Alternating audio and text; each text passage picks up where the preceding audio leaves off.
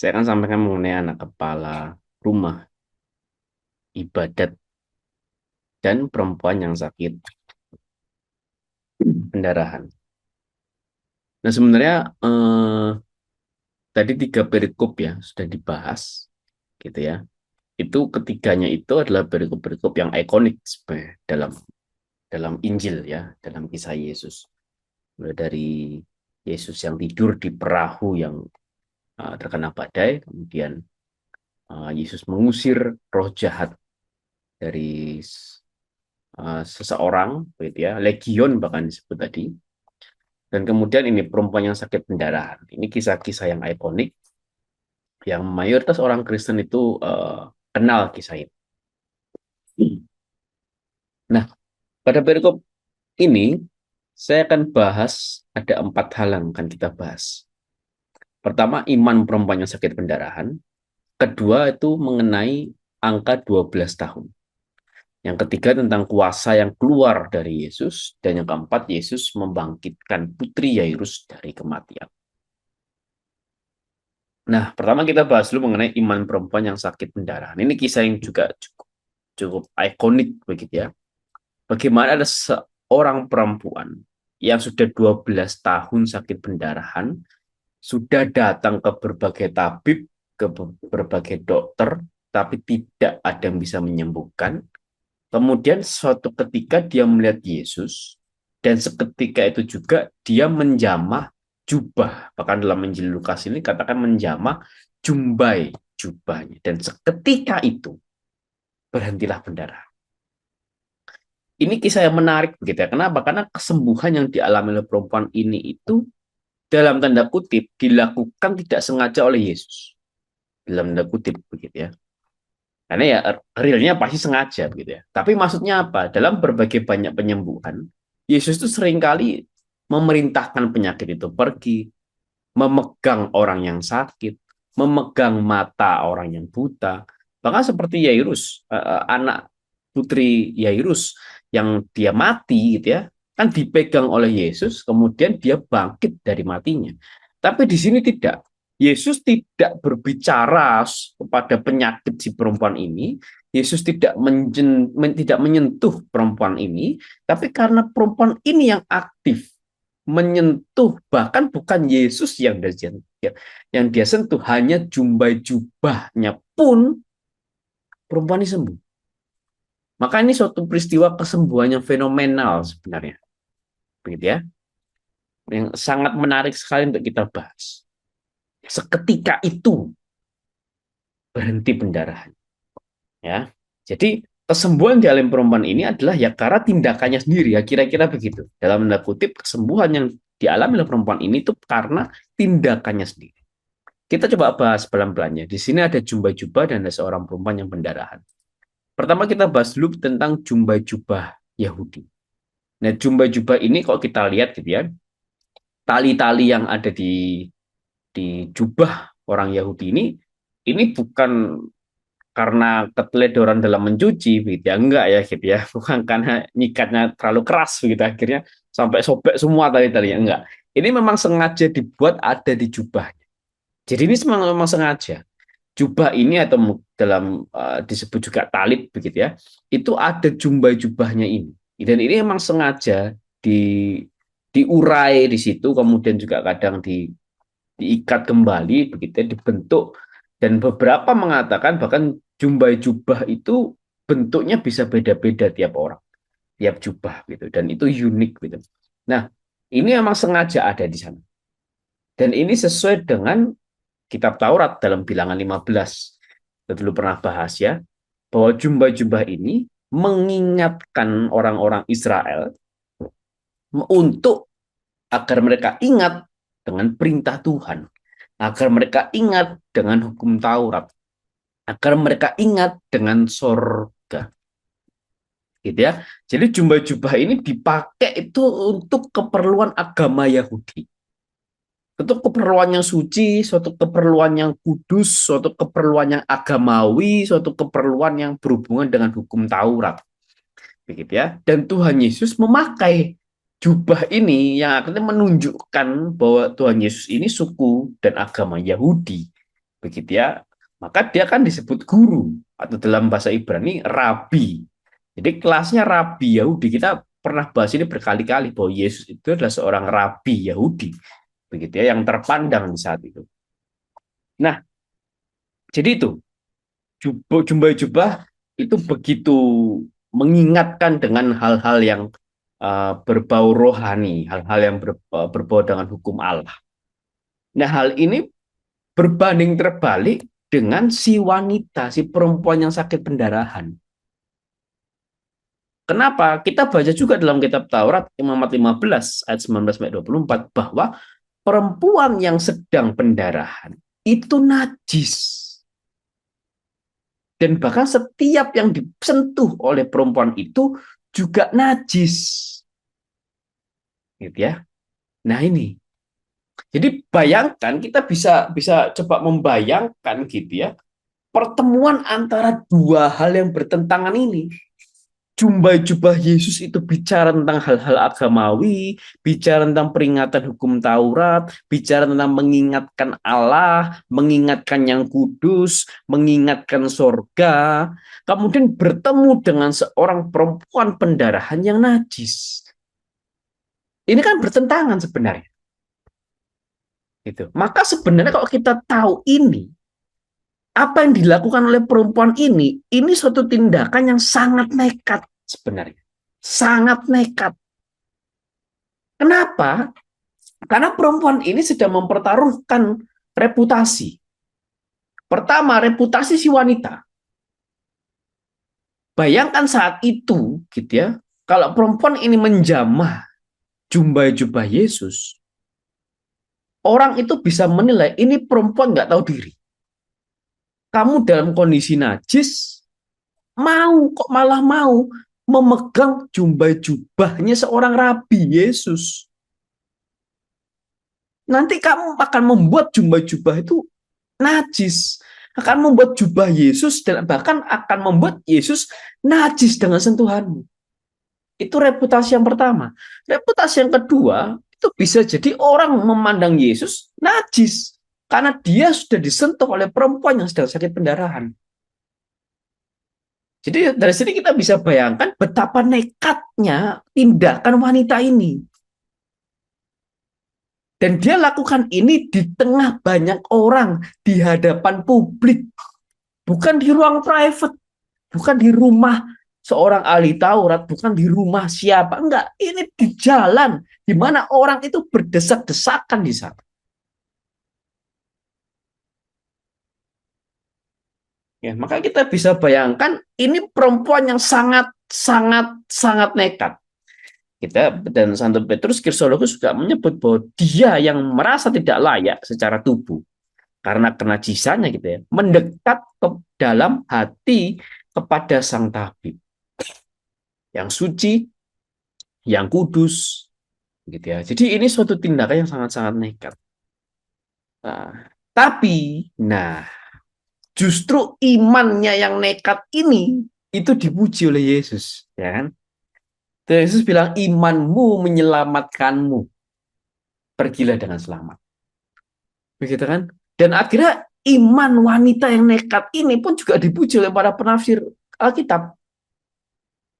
Gitu ya. Bahwa imannya yang nekat inilah yang membuat dia mengalami kesembuhan. Imannya yang nekat inilah yang membuat dia bangkit dari 12 tahun keterpurukan. Gitu. Jadi ini luar biasa sekali begitu kan. Dia melakukan suatu tindakan iman yang mempertaruhkan banyak hal begitu loh. Yang mempertaruhkan reputasi dirinya sendiri dan reputasi Yesus bagi Rabi Yahudi. Ya kan? Dan ini iman yang begitu nekat inilah yang akhirnya menyembuhkan si wanita ini. Nah, imannya ini gitu ya. Bahkan ini berbanding terbalik dengan banyak orang. Ini menarik sekali. Gitu ya. Kalau kita bayangkan tadi kan Petrus juga bilang, Tuhan, ini orang tuh berdesak-desakan di sini. Artinya apa? Pertanyaannya, yang menyentuh Yesus saat itu berapa orang coba? Apakah hanya si wanita yang sakit pendarahan saja yang menyentuh Yesus? Enggak, pasti enggak. Karena orang berdesak-desakan. Pasti ada orang yang bahkan ini si wanita hanya menyentuh jubah Yesus. Tapi pasti ada orang yang sudah menyentuh tangan Yesus, sudah menyentuh punggung Yesus, sudah menyentuh pundak Yesus, sudah bahkan berhadapan mata dengan mata sama Yesus. Karena banyak orang gitu kan. Gitu. Saking berdesak-desakannya. Jadi yang menyentuh Yesus bukan cuma si wanita ini, tapi banyak orang yang menyentuh Yesus. Tapi, nah ini, yang sungguh-sungguh menyentuh Yesus hanya wanita pendarahan ini saja. Jadi banyak orang itu menyentuh Yesus, tapi tidak sungguh-sungguh menyentuh Yesus. Banyak orang melihat Yesus, tapi tidak sungguh-sungguh melihat Yesus. Banyak orang mendengar Yesus, tapi tidak sungguh-sungguh mendengar Yesus. Banyak orang hanya menyentuh fisiknya Yesus, hadir secara fisik pada Yesus, tapi tidak hadir dalam kehidupan rohani bersama dengan Yesus. Dan hanya si wanita yang sakit pendarahan, wanita najis dari tempat antah berantah, kita nggak tahu namanya siapa, nggak tahu orang tuanya siapa, reputasinya apa, kita tidak tahu sama sekali. Hanya wanita najis inilah yang mampu menyentuh Yesus secara rohani, yang mampu sungguh-sungguh menyentuh Yesus, walaupun yang dia sentuh hanya jubah Yesus. Ini menarik begitu ya, dan ini kemudian menjadi refleksi bagi kita semua dan termasuk saya, begitu ya. Mungkin kita setiap minggu ke gereja, bahkan mungkin ada dari kita yang setiap hari kita misa, setiap hari kita ke gereja. Udah gitu kita tambah pula komunitas kita ikut, lingkungan kita ikut, pelayanan kor kita ikut, pelayanan ini itu, jadi asisten imam pun kita jabani. Tapi pertanyaannya adalah apakah kita sungguh-sungguh menyentuh Yesus? Apakah kita sungguh-sungguh menjamah, menyentuh, melihat, dan mendengar Yesus dalam setiap desakan kita kepada Yesus? Nah, ini yang menjadi permenungan bagi kita. Atau mungkin selama ini ya kita hanya rutinitas, setiap minggu kita misa, atau bahkan mungkin setiap hari, lalu kita tambah lagi pelayanan, kita tambah lagi komunitas, atau betul mungkin hanya suatu rutinitas di mana kita mendesak Yesus hanya secara fisik. Kita hadir kepada Yesus, hadir di gereja, hadir di komunitas, hanya fisik. Tapi tidak sungguh-sungguh menyentuh Yesus secara rohani. Nah ini menjadi permenungan gitu. Dan bisa jadi mungkin iman kita tidak senekat si wanita pendarahan yang najis. Karena kita mungkin merasa cukup, sudah aku punya iman seperti ini cukup. Nggak perlu aku senekat itu imanku. Mungkin itu yang kita pikirkan dalam hati kita. Nah, itu menjadi permenungan bagi kita semua, termasuk juga bagi saya secara pribadi. Maka wanita yang sakit pendarahan ini itu menjamah Yesus dengan iman, melampaui kenajisannya. Dan tidak seperti banyak orang yang hanya menyentuh fisik Yesus tanpa iman. Kemudian dari sini kita juga belajar bahwa ini adalah bukti kegunaan dan keampuhan relikui suci. Kita tahu dalam gereja Katolik ya, itu kita percaya ada relikui suci, gitu ya. Entah itu mungkin tulang dari seorang orang kudus, begitu. Darah mungkin dari seorang orang kudus, bahkan ada darah Yesus gitu yang masih disimpan sampai sekarang gitu. Dan yang paling dekat dengan kita begitu itu adalah Ekaristi, gitu ya. Sebagai bentuk tubuh dan darah Kristus yang kita terima setiap perayaan Ekaristi, setiap kita misa.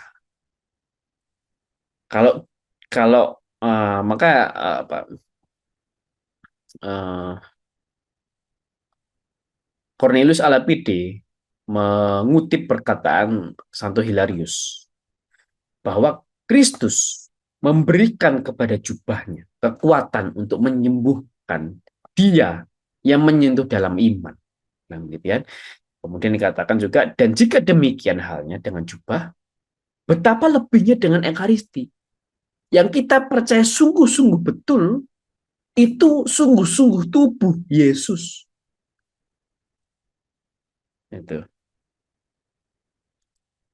Itu sungguh-sungguh tubuh Yesus.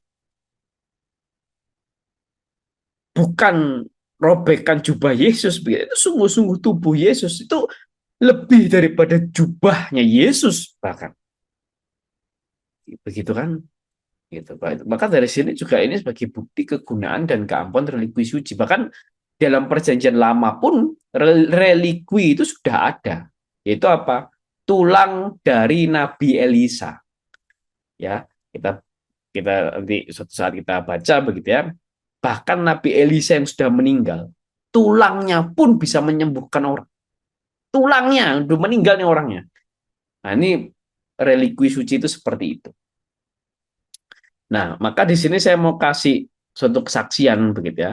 Mungkin kalau kalau ini kesaksiannya agak agak menarik karena bukan saya yang memberikan kesaksian, tapi ada uh, seorang pendeta. Nah, ini bernama Benny Hinn. Sebenarnya dulu pernah saya putarkan video ini ya. Ini Benny Hinn ini ada salah seorang pendeta dari gereja karismatik yang terbesar di zamannya, gitu ya.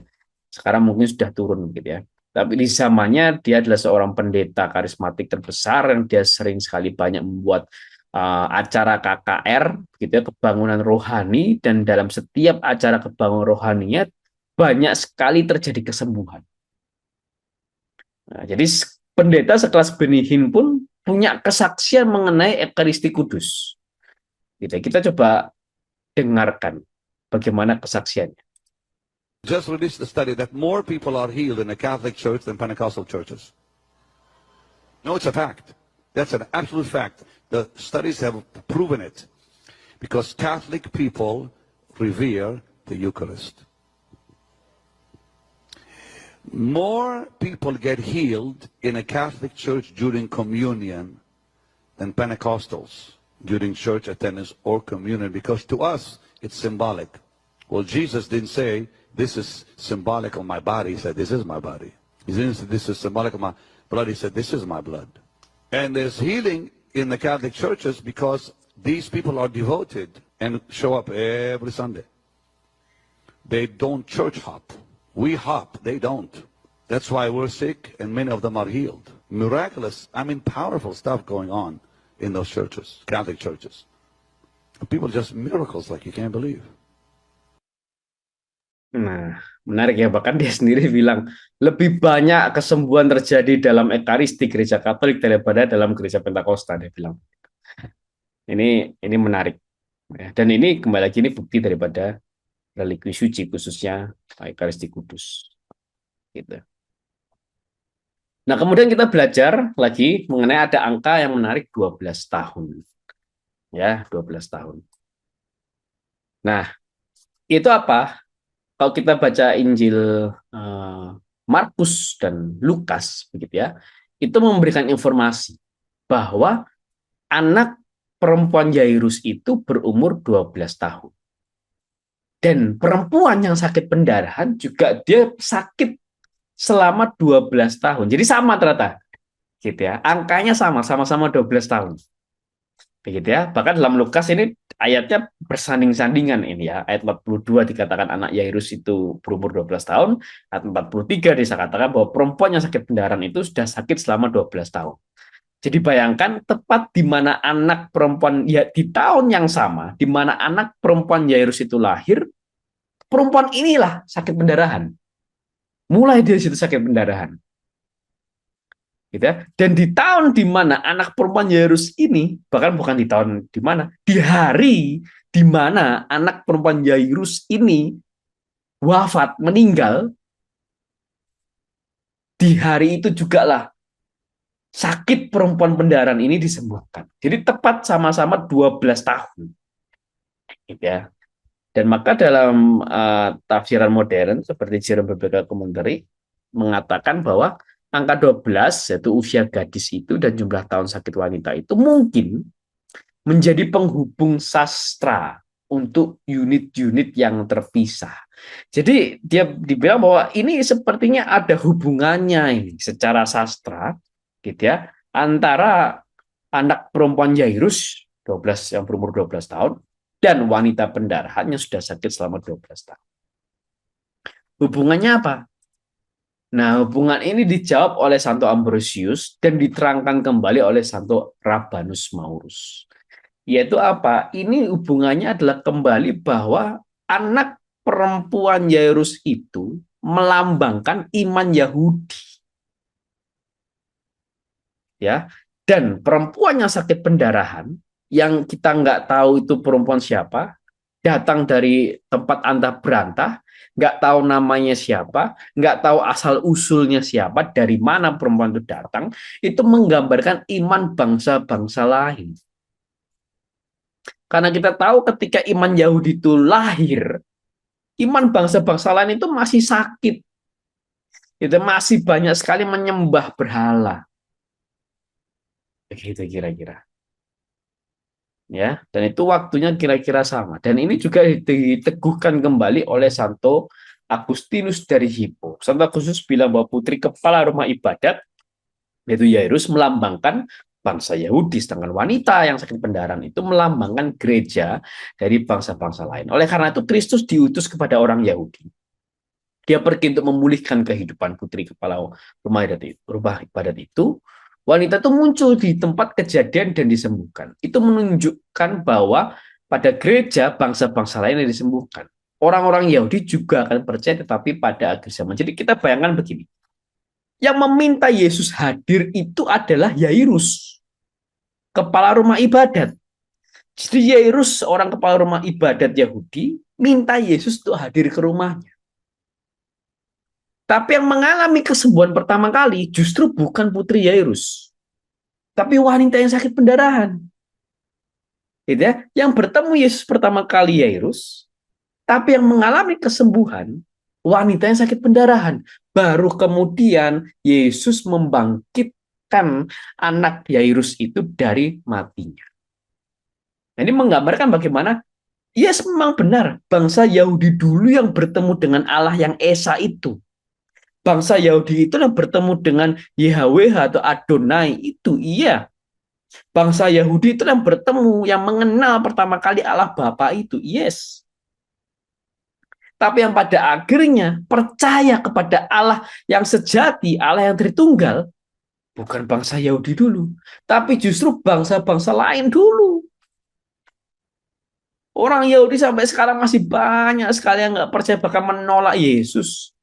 Apalagi menolak Allah Tritunggal. Tapi kita bangsa-bangsa lain, gitu, orang Indonesia gini yang pendek-pendek kecil-kecil gini, gitu kayak saya gitu ya, itu lebih dulu percaya gitu dengan Allah Tritunggal daripada banyakkan orang Yahudi.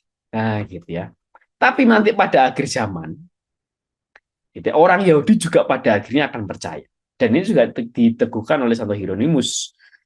Ketika jumlah penuh bangsa-bangsa lain telah masuk, sudah percaya, maka Israel akan diselamatkan. Pada akhirnya orang Yahudi juga akan percaya, tapi di akhir zaman. Wanita pendarahan disembuhkan lebih dahulu daripada putri Yairus, melambangkan gereja bangsa-bangsa lain yang lebih dahulu percaya. Baru kemudian orang-orang Yahudi juga akan percaya tetapi pada akhir zaman.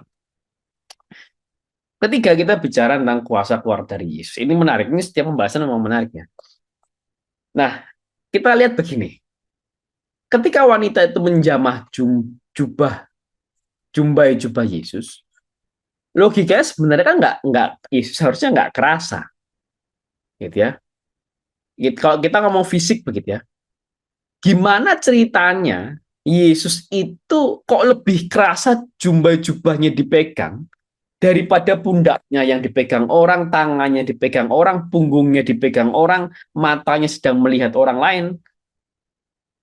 Harusnya kan dia lebih peka sama orang yang megang pundaknya, lebih peka sama orang megang tangannya, lebih peka sama orang yang menyentuh punggungnya mungkin begitu kan, daripada jubah-jubahnya yang jauh yang nggak kena fisiknya gitu loh. Tapi justru jubah-jubah yang dipegang oleh perempuan ini itu yang Yesus notice. Hanya itu yang Yesus notice. Dan Yesus tanya, siapa yang menjamah aku? Artinya sebenarnya bukan Yesus nggak tahu. Tapi pertanyaan ini sengaja. Nah, kenapa? Nanti kita akan bahas. Yesus tanya, siapa menjamah aku? Karena ada kuasa keluar dari diriku. Ini kalimat ini penting sekali. Kuasa keluar dari diriku. Akhirnya perempuan ini uh, bangkit, ya. Dia datang dengan gemetar, dengan takut mungkin, tersungkur kepada Yesus. Nah, dan Tuhan Yesus menghargai sungguh iman wanita ini. Hai anakku. Wah, ini luar biasa. Ini spesial sekali gitu ya.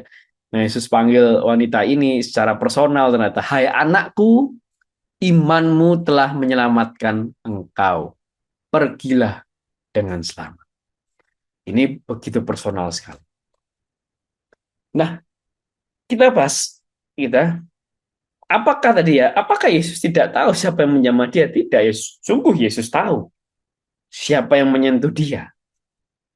Gitu ya. Karena sesuatu yang harusnya tidak ternotis, justru itu yang paling Yesus notice begitu ya. Mengenai jubah Yesus. Tapi apa? Ini justru Yesus itu sengaja bertanya supaya wanita ini dengan kehendak bebasnya tanpa paksaan dia muncul dan memproklamirkan imannya. Dan ini kan kita bayangkan kalau seandainya Yesus malah langsung nunjuk, hei kamu wanita, kamu sudah menyentuh aku. Dia takut pasti wanita itu. Karena dia tahu dia bersalah sebenarnya kan. Dia berpotensi menyebabkan Yesus najis. Maka di sini Yesus buka dengan pertanyaan, siapa yang menyentuh aku? Supaya wanita ini tidak takut ketika dia muncul hadir kepada Yesus dan memproklamirkan imannya. Gitu. Ya. Jadi tujuannya adalah supaya wanita ini memproklamirkan imannya. Nah, dan yang paling menarik adalah ketika Tuhan Yesus mengatakan kuasa keluar dari diriku. Kita tahu tidak ada satu nabi pun, tidak ada satu rasul pun yang pernah mengucapkan kalimat ini. Tidak ada satu nabi dan rasul pun yang pernah bilang, kuasa keluar dari diriku. Tidak ada.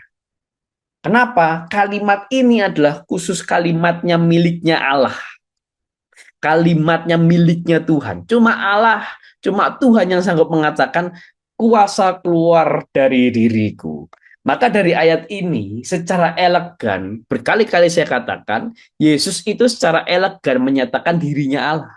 Tanpa perlu dia bilang, menggembor-gemborkan dengan noraknya mengatakan, aku adalah Allah, sembahlah aku. Nggak perlu Tuhan Yesus begitu. Tapi setiap kata-katanya sebagai contohnya salah satunya di perikop malam hari ini, kuasa keluar dari diriku itu hanya miliknya Allah, perkataan seperti itu. Maka dari sini kita tahu Yesus adalah Allah. Karena Yesus sang sumber kuasa itu. Kuasa Allah itu keluar dari dirinya. Karena dia sumber kuasa itu. Gitu. Ya. Jadi kalau misal orang nagih bagaimana? Mana tunjukkan ayatnya. Yesus itu adalah Tuhan. Waduh, itu terlalu banyak dalam Injil. Cuman orang aja nggak mudeng gitu. Mintanya Yesus tuh norak gitu loh. Tunjukkan Yesus pernah bilang aku adalah Tuhan, sembahlah aku, ya elah. Norak banget Yesus yang seperti itu. Yesus itu nggak norak, tapi elegan kayak begini. Luar biasa. Sekalipun pernah Yesus bilang, aku adalah Allah. Itu pun juga pernah. Tapi nggak sering-sering banget. Gitu kira-kira ya. Dan dari sini kita juga, ini suatu bentuk kesaksian gitu ya, akan keilahian Yesus. gitu. Untuk menguatkan iman para pengikutnya bahwa Yesus adalah penguasa atas penyakit dan kematian. Bahkan kalau kita ingat judul Jazz malam hari ini, Yesus itu penguasa atas alam dari perahu tadi, atas roh jahat dari legion yang diusir, atas penyakit dari perempuan yang sakit pendarahan, dan atas kematian dari anak Yairus. Bahkan atas penyakit nanti juga akan beliau bahas lagi tentang penyakit-penyakit yang Tuhan Yesus sembuhkan. Jadi Yesus penguasa segala sesuatu. Alam, roh jahat, penyakit, kematian, bahkan para malaikat pun tunduk pada Yesus. Maka dari sini kita belajar bahwa Tuhan Yesus ingin kita seperti wanita itu memproklamirkan iman kita, percaya bahwa Yesus adalah Allah, sang sumber kuasa, penguasa atas penyakit dan kematian, bahkan penguasa atas segala sesuatu yang ada. Maka terakhir kita bahas tentang Yesus yang membangkitkan putri Yairus dari kematian. Nah, kita tahu bahwa ketika Yesus datang, Yesus itu bukan disambut dengan sorak-sorai. Begitu ya. Sang tabib ilahi ini, sang rabi Yahudi yang terkenal ini, ketika datang ke rumah Yairus, justru bukan disambut dengan sukacita. Justru orang bukan, wah Yesus datang, akhirnya, hore yes, haleluya, haleluya, Yesus datang. Enggak. Tapi orang malah bilang, anakmu sudah mati, apa perlunya lagi engkau menyusahkan Rabi? Apa perlunya lagi engkau menyusahkan Yesus, menyusahkan guru? Yesus bilang, jangan takut, percaya saja. Ketemu sama orang-orang yang ribut, menangis, meratap, gitu ya. Kemudian orang-orang ini malah ketawa. Ya, ada ayatnya, orang-orang ini malah tertawa dia. Oh, ini kan orang sudah mati. Kenapa Yesus mau datang ke sini? Yesus bilang, mengapa kamu ribut menangis, anak ini tidak mati tapi tidur. Gitu ya. Bayangkan sang tabib ilahi datang ke rumah Yairus, bukan disambut dengan sorak-sorai. Gitu ya. Tapi malah disambut dengan, untuk apa dia datang? Percuma, anak ini sudah mati, dan seterusnya. Kita akan bahas. Kita lihat di sini bahwa ada orang-orang ribut, menangis, meratap dengan suara nyaring, peniup-peniup seruling, orang-orang banyak ribut. Nah, dan justru di sini Yesus mengatakan, mengapa kamu ribut dan menangis? Dia bilang begitu. Dan para penafsir juga bilang bahwa mereka ini menangis dengan sia-sia. Tapi pertanyaannya begini, apakah artinya Yesus melarang kita menangis? Apalagi kalau orang yang kita cintai meninggal. Apakah demikian? Jawabannya tidak. Kenapa? Karena Yesus pernah menangis. Kapan? Saat Lazarus meninggal. Lazarus sudah meninggal 3 hari, Yesus ketemu sama Maria, saudari Lazarus, muncullah salah satu ayat terpendek dalam Alkitab, dikatakan, menangislah Yesus. Yesus pun menangis saat Lazarus itu meninggal. Jadi di sini, sekalipun Yesus mengatakan, mengapa kamu ribut dan menangis, dan para penafsir mengatakan bahwa ini adalah tangisan yang sia-sia, tapi Tuhan Yesus tidak sedang dalam konteks untuk melarang orang menangis ketika orang meninggal. Jadi sebenarnya apa yang Yesus tegur? Yang Yesus tegur adalah ini. Jadi dalam kebiasaan orang Yahudi, gitu ya, pada saat pemakaman, itu apa yang mereka lakukan? Mereka menyewa orang untuk membuat musik yang sedih, dan menyewa orang itu untuk meratap secara hebat, menyewa orang untuk ribut, menyewa orang untuk menangis dengan suara nyaring gitu loh. Kalau istilah sekarang buzzer gitu mungkin ya. Jadi orang menyewa buzzer untuk melebih-lebihkan kesedihannya, untuk memproklamirkan kesedihannya. Nah, ini akhirnya menyebabkan bahwa kesedihan, keributan, tangisan yang terjadi di sini tidak otentik. Ini suatu tangisan yang dilebih-lebihkan. Nah, ini orang sewaan soalnya. Gitu. Bukan satu tangisan yang otentik, memang sungguh sedih karena kehilangan, tidak. Ini suatu tangisan yang dilebih-lebihkan supaya orang sekitar tuh tahu nih orang sudah meninggal gitu. Ribut dia. Nah inilah yang sebenarnya Tuhan Yesus sasar. Mengapa kamu ribut dan menangis? Nggak ada gunanya, sia-sia. Ya, toh tangisanmu tidak otentik, kamu orang bayaran. Gitu Tuhan Yesus bilang ya. Dan tapi justru kehadiran orang-orang buzzer-buzzer tadi begitu ya, kehadiran orang-orang peniup-peniup suling dan orang yang ribut tadi itu justru sebagai bukti bahwa sungguh-sungguh anak Yairus ini sudah meninggal. Maka sampai mereka bahkan menertawakan Yesus. Dan Yesus mengusir orang terus mau pergi-pergi sana, nggak ada gunanya kamu ini. Ya kan? Cuma bikin gaduh aja. Tangisan maupun sia-sia, nggak otentik. Cuma orang bayaran, begitu kira-kira. Tapi ini justru sebagai bukti bahwa sungguh-sungguh anak Yairus itu sudah meninggal. Jadi bukan bukan sedang sakit, bukan sedang tidak sadarkan diri, tapi sungguh-sungguh dia sudah meninggal. Mungkin bisa jadi terkonfirmasi oleh tabib setempat. Begitu kira-kira. Dan di sini Tuhan Yesus juga mengatakan bahwa anak ini tidak mati, tapi tidur. Bilang gitu. Gak mati, tapi tidur. Ini menunjukkan bahwa Tuhan Yesus itu menjamin bahwa Tuhan Yesus akan membangunkan anak ini.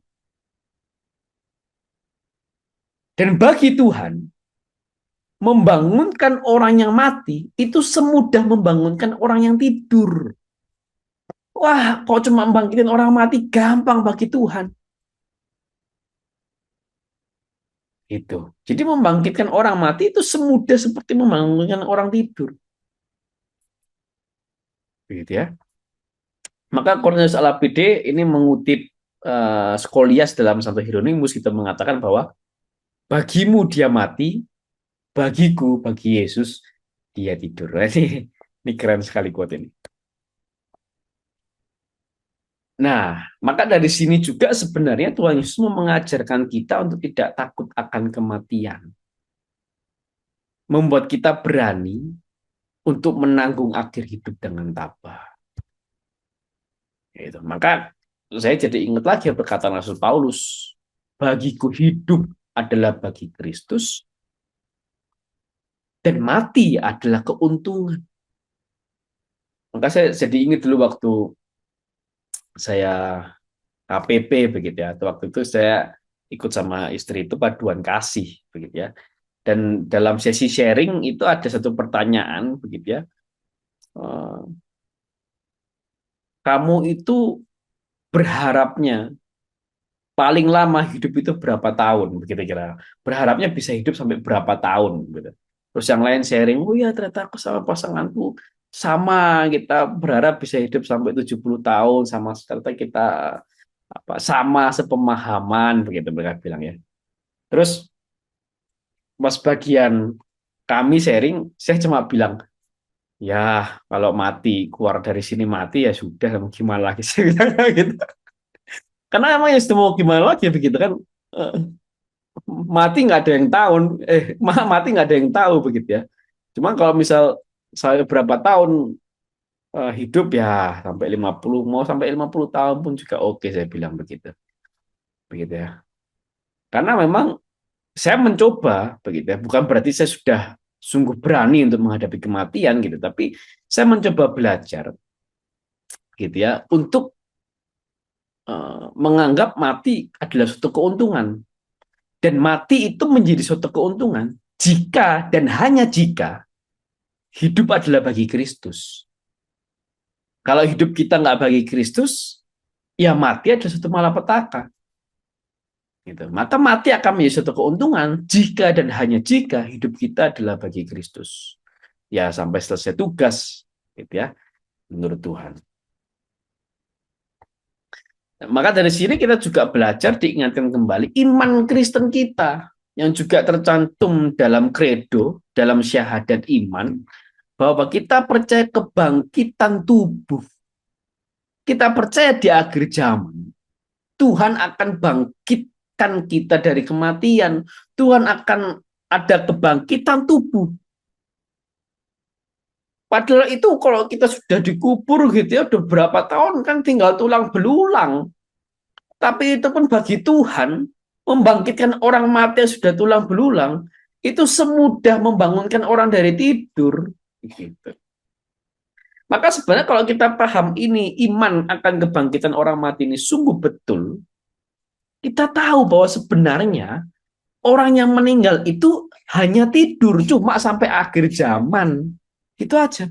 Karena pada akhir zaman nanti akan ada kebangkitan tubuh. Jadi memang sesungguhnya seorang yang sudah meninggal, itu mereka hanya tidur sampai akhir zaman. Di akhir zamanlah terjadi kebangkitan orang-orang mati, terjadi kebangkitan tubuh. Begitu. Maka bagi orang Kristen jelas bahwa kematian itu hanya tidur sampai akhir zaman. Karena Kristus yang sudah bangkit dari antara orang mati, dia juga akan membangkitkan setiap orang yang mati. Nah, kemudian yang menarik adalah kalau kita baca di perikop malam hari ini, di kalimat paling terakhir dari perikop malam hari ini, ditulis bahwa perempuan yang dibangkitkan Yesus itu dikasih makan. Kenapa tujuannya? Bukan hanya sebatas perempuan ini lapar begitu ya. Kalau hanya sebatas perempuan ini lapar, ngapain dicatat dalam Injil begitu ya? Biar aja itu urusan orang tuanya, bukan urusan penginjil begitu ya. Tapi di sini ditulis dalam Injil bahwa perempuan ini yang dibangkitkan dari kematian dia dikasih makan. Itu menunjukkan apa?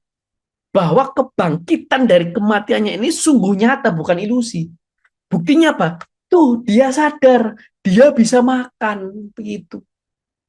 Jadi bukan karena dia diduduk-dudukkan oleh murid-murid Yesus, diberdiri-berdirikan oleh murid-murid Yesus. Tidak. Buktinya apa? Tuh, dia makan. Mungkin setelah itu dia nimba air, mungkin setelah itu dia bantu kerja orang tuanya. Kan itu bukti sungguh bahwa dia hidup gitu. Ada dia beraktivitas, bukan cuma tubuhnya yang bangkit, kesadarannya pun kembali. Dan ini mirip seperti peristiwa Lazarus.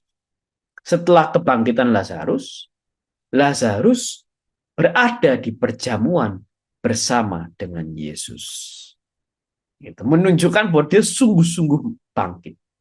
Dan kita tahu dalam Injil begitu ya, bahwa Tuhan Yesus ini kalau kasus anak Yairus, perempuan ini baru saja meninggal. Perempuan ini baru saja meninggal, dan Tuhan Yesus bangkitkan kemudian tidak lama dari itu. Tapi Tuhan Yesus juga dalam kisah Lazarus, Lazarus yang sudah meninggal 3 hari pun, sudah dikubur 3 hari pun, yang kemungkinan harusnya sudah busuk badannya, sudah bau badannya, itu pun bisa Tuhan Yesus bangkit. Artinya tidak ada yang mustahil bagi Tuhan. Dari keseluruhan Injil itu mengatakan bagaimana kuasa Yesus terhadap kematian. Mau dari yang baru meninggal, sanggup. Mau yang sudah 3 hari, sanggup. Mau yang sudah puluhan tahun tinggal tulang belulang pun sanggup. Wah, gitu kira-kira. Ya, jadi ini kuasa Yesus yang sanggup membangkitkan orang mati dalam kondisi apapun. Tapi jelas tentu sesuai dengan kehendak. Maka dari sini kita belajar bahwa sangat mudah bagi Yesus, bagi Tuhan Yesus untuk membangkitkan manusia dari kematian seperti dari tidur. Mengajar kita untuk tidak takut mati, menjadi berani, menanggung akhir hidup dengan tabah, dan memberikan kita iman akan kebangkitan orang-orang mati. Maka dari sini kita belajar bahwa wanita yang sakit pendarahan ini menjamah Yesus dengan imannya, melampaui kenajisannya, dan tidak seperti banyak orang yang hanya menyentuh fisik Yesus tanpa iman. Bukti dan jubah Yesus yang menyembuhkan wanita pendarahan ini menjadi bukti kegunaan dan keampuhan religi suci. Apalagi betapa lebih lagi dengan Ekaristi Kudus. Wanita pendarahan disembuhkan lebih dahulu daripada putri Yairus, melambangkan gereja bangsa-bangsa lain yang lebih dahulu percaya baru kemudian orang-orang Yahudi juga akan percaya tetapi pada akhir zaman. Tuhan Yesus ingin kita seperti wanita ini gitu ya, memproklamirkan iman kita, percaya bahwa Yesus adalah Allah, sang sumber kuasa, penguasa atas penyakit dan kematian. Dan sangat mudah bagi Yesus untuk membangkitkan manusia dari kematian seperti dari tidur. Mengajar kita untuk tidak takut mati, menjadi berani, menanggung akhir hidup dengan tabah, dan memberikan kita iman akan kebangkitan orang-orang. Sekian terima kasih dari saya. Kita lanjutkan kepada Leo. Monggo silahkan Leo. Makasih Mas Bertus.